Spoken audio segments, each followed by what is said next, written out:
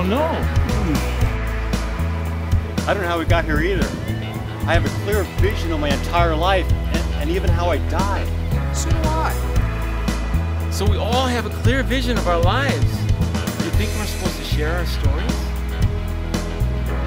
Does anybody want to go first? I'll go first. My name is Dynamite Hill. I'm a motivational speaker. I speak 7 languages. I wrote 11 books, including the international bestseller that sold 24 million copies called Yes, I Can. The principle is that we decide our own fate in life. Yes, I can. You just say it with me, yes, I can.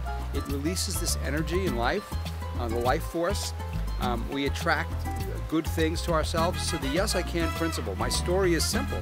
I was raised in poverty. I was broke. I was living in my car, and I got a job selling vacuum cleaners. And with the Yes, I Can principle, I went from being the lowest salesperson to, in 4 months, I was now leading the company. 2 years later, I owned the company, and I now have books all over the world. I speak all over the world, and I have helped millions of people.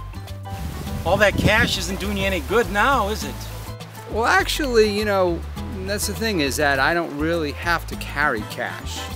I have a credit card that I use with me all the time. I have actually the credit card. Only a select group of people are given this credit card, and I have it. It's only 150 people in the whole world have this level. I show it, and automatically they know who I am, and they send me the bill, and that's it. So how did you die? Oh, it was simple. 2 guys came in to rob me in my Malibu home, and they wanted money. They wanted cash, which I didn't have, and so they shot me 11 times dead. Well, enough about my story. I want to hear from a pretty lady. Okay. Well, my name is Marilyn Montgomery. I was born in a small town in the middle of nowhere. From a young age, I got attention from all the boys. Everyone in my town told me how beautiful I was and how smart I was, and that someday I would make something of myself. And they were right. But my childhood really isn't important. You see, my mother went crazy, so I took care of myself, the only thing I'm really good at. And I found my way to Hollywood. To this day, I'm one of the most popular movie stars of all time. I had all the fame, fortune, and attention from men that a girl could want. You really lived the dream. Well, like they say, all that glitters isn't gold. To put it briefly, I was married 3 times. I never knew who I could trust. I mean, at first I trusted everyone. I thought everyone really loved me. And the attention was wonderful, really. But then people started to use me. So I used them back. Yes, I used men. I'm not proud. That's the way it ended. You must have been happy you had everything anybody could want. And that's just the problem. I had all the men and money a girl could want. But true friends? What is a true friend? I don't know. A career is wonderful, but you can't curl up with it on a cold night. Hollywood will pay you $1,000 for a kiss, 50 cents for your soul. They made me into something I didn't want to be. I am not a dumb blonde. I have an IQ of 168. And I guess toward the end of my life, I was just sad and lonely, even a bit depressed.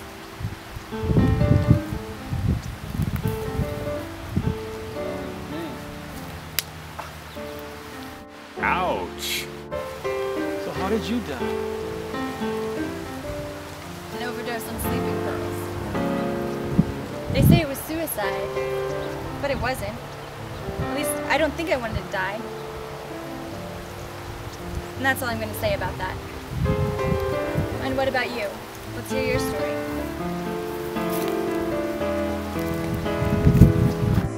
My name is William Loveth. I was born in Green Bay, Wisconsin in 1954. And although I was not interested in education, I was highly motivated by music, specifically the Beatles. When John Lennon and Paul McCartney wrote, "All You Need Is Love," it highly influenced my life. But it wasn't until many years later when John Lennon wrote, "Imagine," that my life changed forever. Imagine there is no heaven. It's easy if you try. And no hell beneath us. Only the open sky. As I fused these two songs together, I came up with a new age philosophy. Hell is not a place. Heaven is not a place. It is a condition in the mind. Love produces heaven on earth. Hatred produces hell. Through this philosophy, I developed a new age church, 14,000 people strong. It was just wonderful to see the changes in their life as they came to the realization of the truth. So what is the truth? The truth is God is all things to all people. He is the air we breathe. He is the ground we walk on. So does this God of yours have a name? You cannot possibly put a name on God. Putting a name on God would be like touching the end of the universe. So how did you die?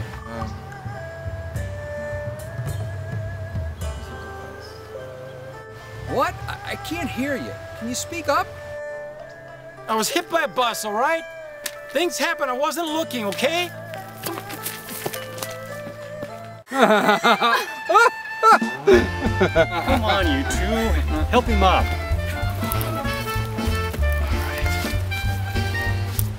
I'm really sorry for laughing at you. Is there anything I can do? Are you okay?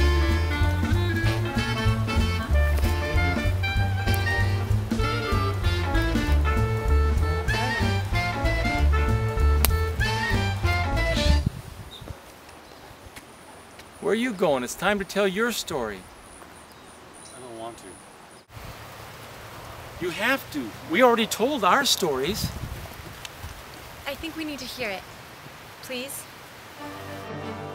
My name is Jeffrey Dahmer. I was born in West Allis, Wisconsin, May 21st, 1960. I had pretty much a normal childhood, but around 10 or 11, I withdrew towards myself and took an interest in dissecting dead animals. I started drinking when I was in my teens, and by the time high school graduation, I was an alcoholic. My parents divorced in 1977, and I killed my first of 17 victims in 1978.